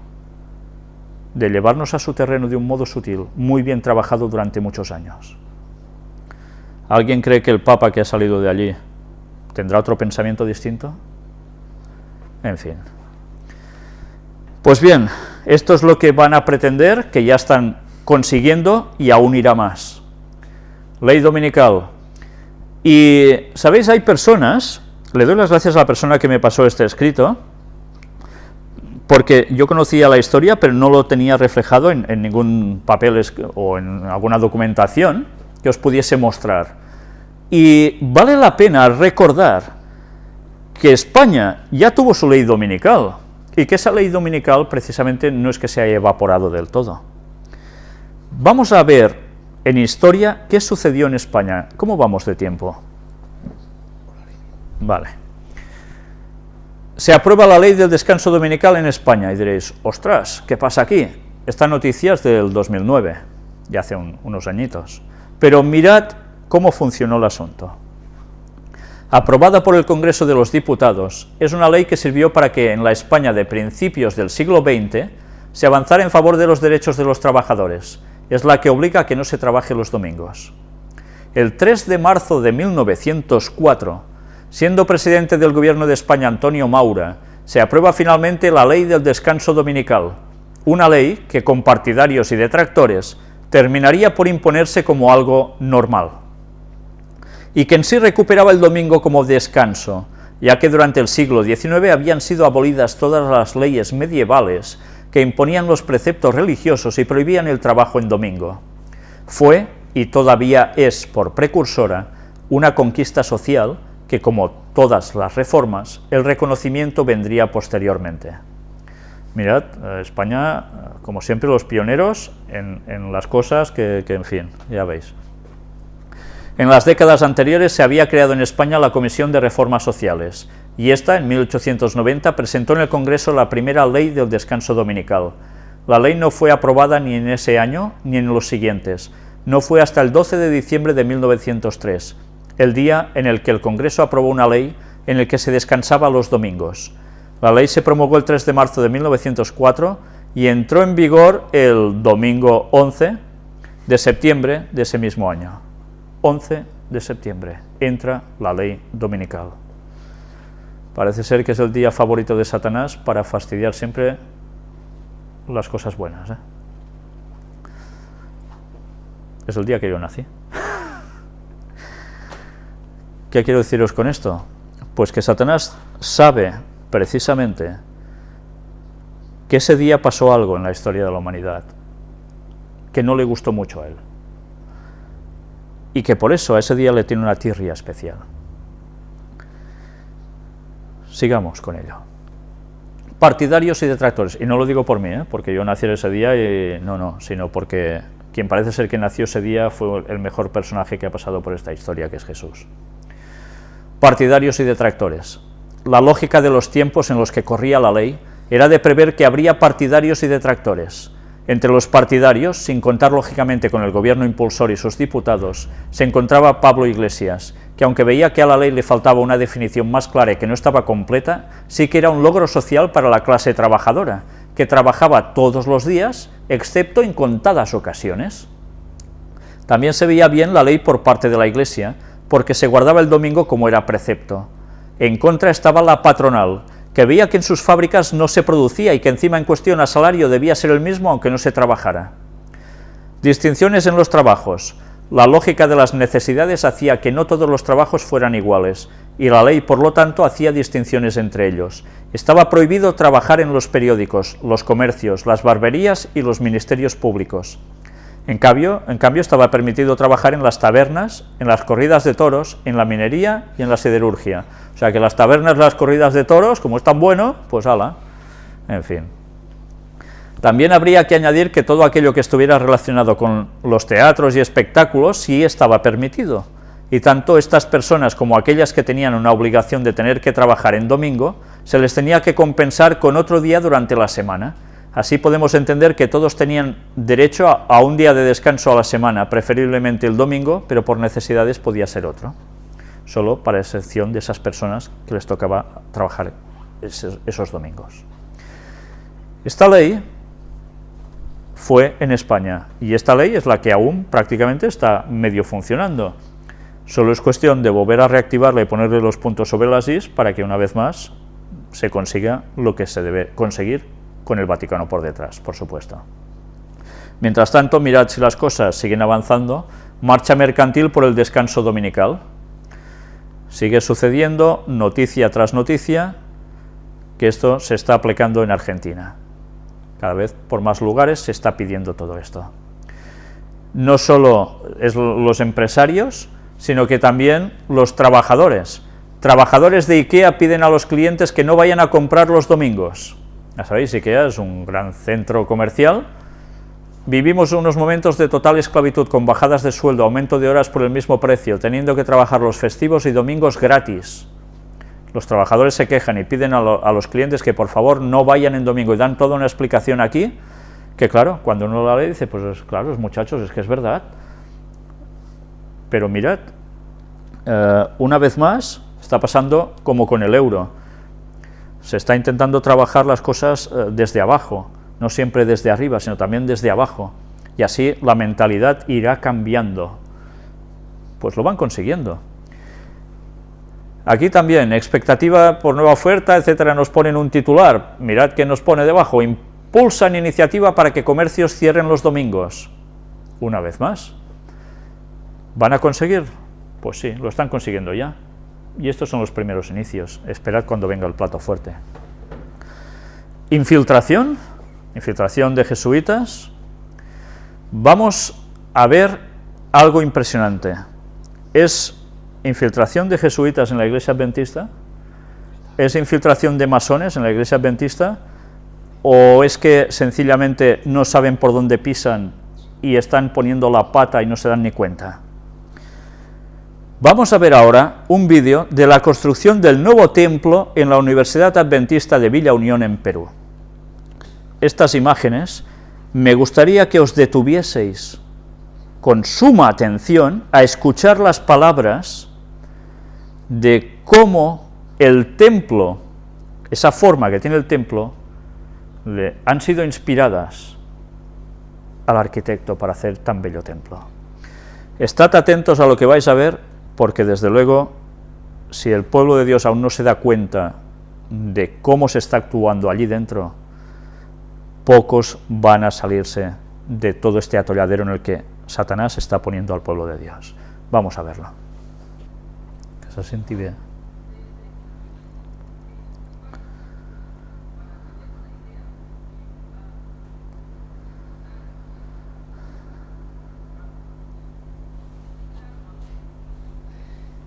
Ustedes pueden apreciar, aquí hemos traído la maqueta de lo que va a ser el santuario para nuestro Dios. Ustedes la ven ahí pequeña, sin embargo, para tener una idea de lo que va a representar aquí en nuestro campus, es similar a un edificio de 40 metros de altura, ¿no? 40 metros de altura. Sería el doble más o menos y un poco más de lo que es el edificio de Ligesi, que está acá cerca, ¿no? De altura, ¿no? Hemos incluso señalizado dónde va a estar ubicado el templo, ¿no? Ven ustedes la marcación, y de tal manera de que esto implica un fuerte desembolso de dinero, indica también una gran inversión, porque nuestro Dios merece eso y mucho más. Es el templo, es el santuario de nuestro Dios. Y queremos también comunicarles, decirles a cada uno de ustedes que el esfuerzo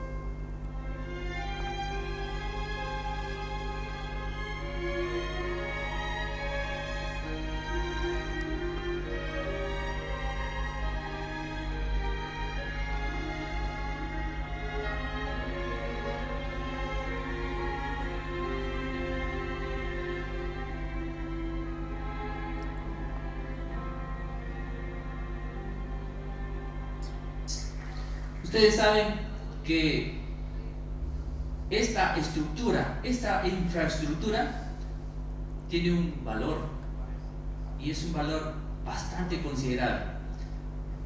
¿Cuánto creen ustedes que está valorizado este templo? ¿Alguna idea? Bueno, nuestro templo terminado tiene un valor estimado de $3,5 millones. 3,5 millones para essa igreja. E agora, hermanos, com os planos em las manos e com os obreiros listos para essa obra, eu quero oficialmente declarar comenzada a construção da Igreja Adventista del Sétimo Dia de Villa Unión, a igreja mais importante de todo o Perú, que vai formar os pastores, os miembros para servir a igreja en el Perú, en Sudamérica y en el mundo, y va a preparar ciudadanos para el reino de los cielos. Está comenzada la construcción.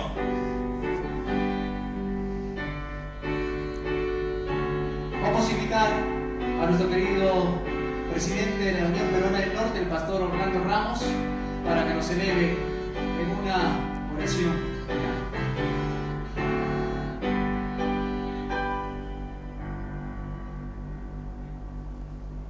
Vamos a orar. Amado Dios y Padre Celestial, te agradecemos infinitamente porque tú has colocado en el corazón de los líderes de esta casa de estudios la construcción, la edificación del templo de Villa Unión. Te damos gracias, Padre, también por el diseño hermoso que has inspirado al arquitecto. Te damos gracias, Padre, también por el diseño hermoso que has inspirado al arquitecto.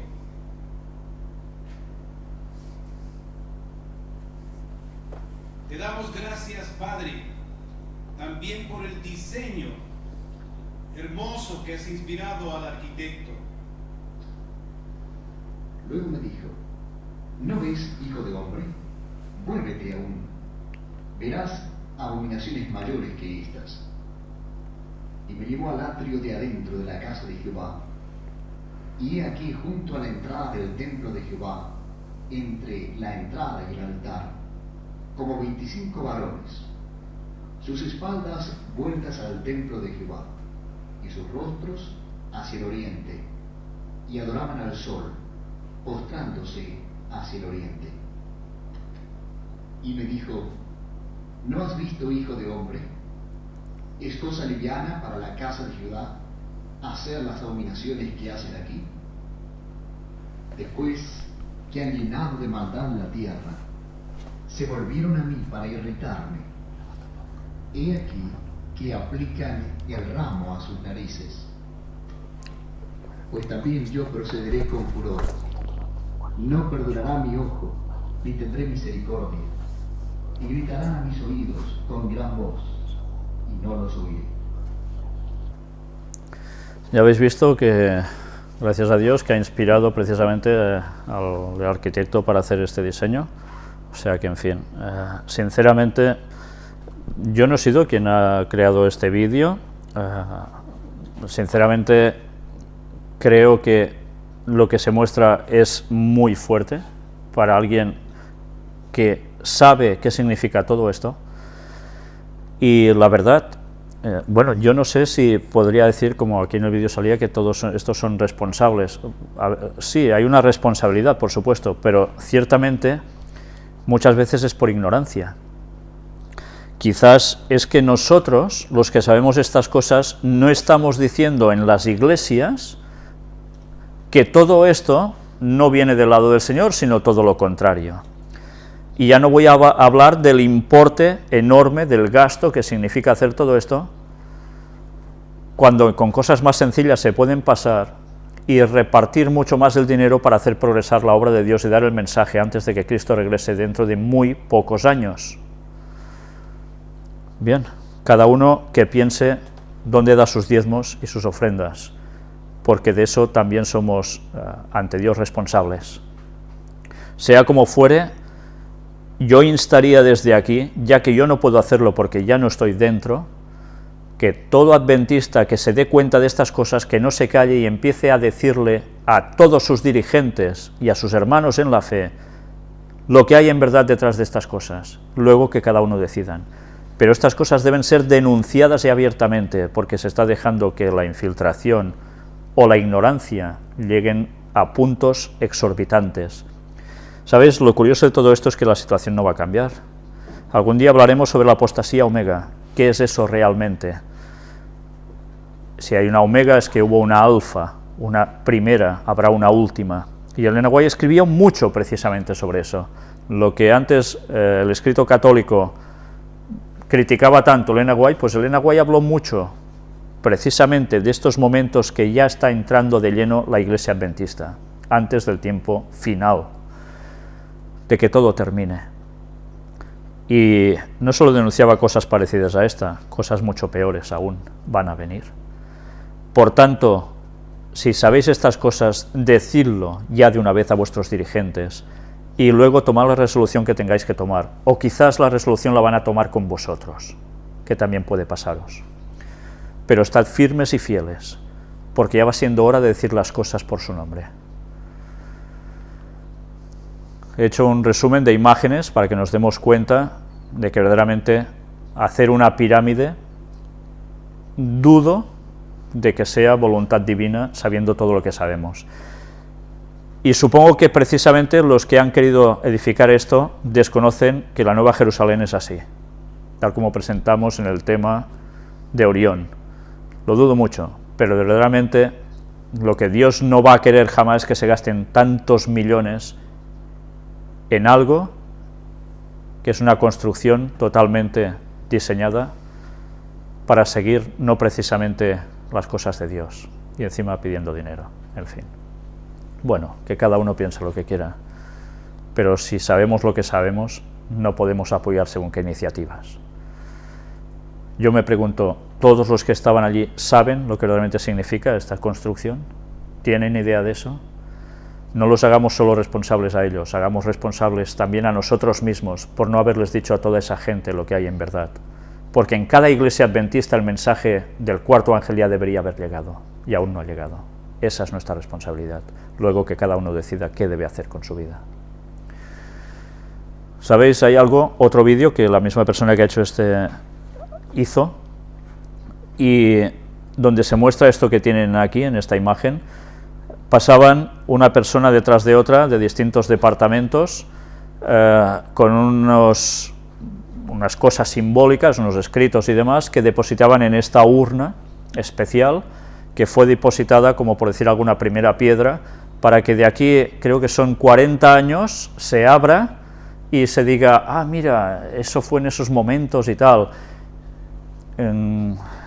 Yo sinceramente encuentro muy triste que el pueblo de Dios aún piense para de aquí 40 años, porque de aquí 40 años ya no vamos a estar aquí. ¿No se dan cuenta de esto? ¿Tienen que jugar a estas cosas aún?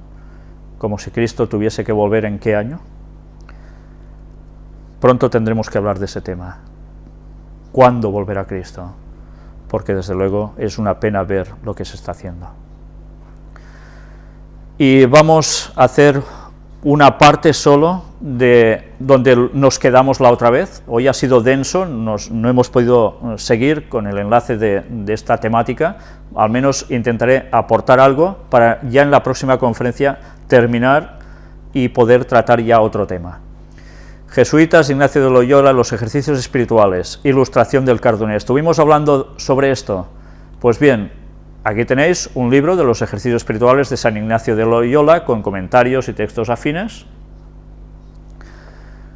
Y mirad que aparece precisamente en esta página de Zenit la oferta de los centros de espiritualidad ignaciana, programa común de actividades para el curso 2013 y 2014. Se hacen cursos para todo esto. En España existen 4 centros de espiritualidad y 14 casas de ejercicios. Las ubicaciones de los centros de espiritualidad, Loyola, Javier, Manresa y Salamanca, los vinculan estrechamente con lugares geográficos claves de la espiritualidad ignaciana y de la vida de Ignacio de Loyola, el fundador de la compañía. Loyola y Azpeitia fueron escenario del nacimiento de San Ignacio, así como de su niñez, su conversión y su estancia entre enfermos pobres en el Hospital de la Magdalena. Manresa es donde San Ignacio vive por sí mismo los grandes temas de los que serán los ejercicios espirituales, hasta culminar con la ilustración del Cardoner. Su estancia problemática en Alcalá de Henares, en Madrid, donde reunió a un primer grupo de compañeros y donde tiene que partir por dificultades con la Inquisición, se continuó en Salamanca. Allí sería encarcelado y culminaría su decisión de iniciar una formación teológica en París. La Inquisición le fue detrás porque encontraba correspondencia entre lo que él decía y los iluminados. Por eso le fueron detrás. Aparte de todo esto, se celebrará en el Centro de Espiritualidad de Salamanca un congreso de formación permanente entre el 11 y el 14 de junio. Ya veis que esto ya tiene unos días.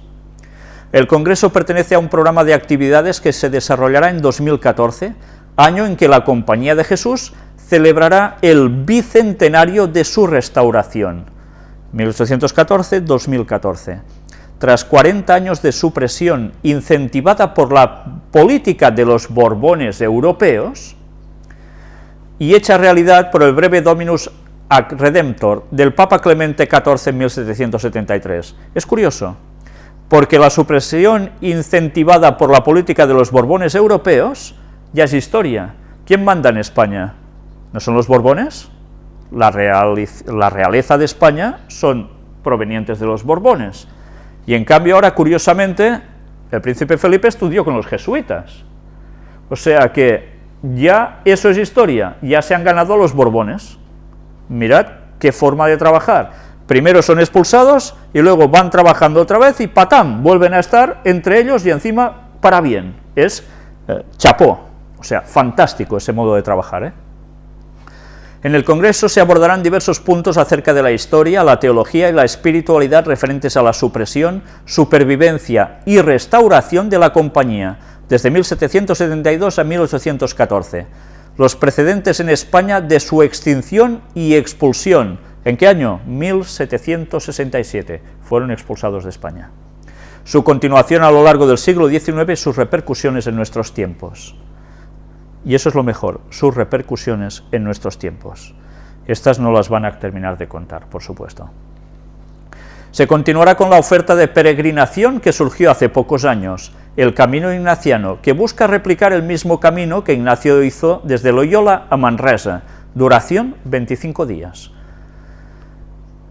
O sea que, ya veis, se ha convertido esto en una peregrinación como si fuera el Camino de Santiago. Irás desde un lugar, desde Loyola hasta Manresa, unos cuantos kilómetros, en 25 días. Todo esto es peregrinación. ¿Todo esto qué quiere decir?